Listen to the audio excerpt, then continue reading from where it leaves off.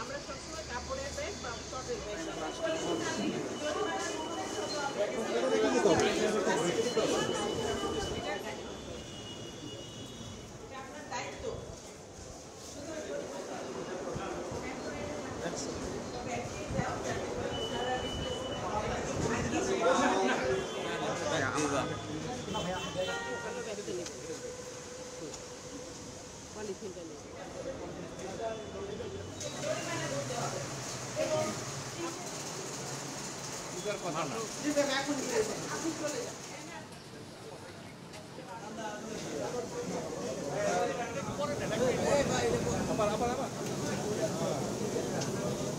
কাগজের ব্যাগ দিবেন আর মানুষকে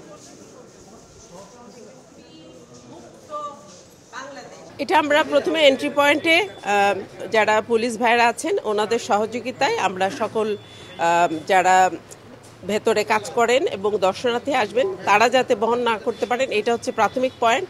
আর সকল মন্ত্রণালয়ে খাবার স্টোর বিভিন্ন টিম করে করে আমরা দেখব, সেখানে এনফোর্সমেন্টও হবে, আমাদের ম্যাজিস্ট্রেট আছে, সে কাজগুলো করব। আর ওনাদের সাথে আসলে আমরা প্রত্যেকটা মন্ত্রণালয়ের সাথে বসেছি, কাজে ওনারা সকলে অবহিত আছেন এবং ওনাদেরও নিজেদেরও কার্যক্রম আছে, কমিটমেন্ট আছে, কাজে আমার মনে হয় না আমার খুব এনফোর্সমেন্ট বেশি কিছু করতে হবে আমাদের।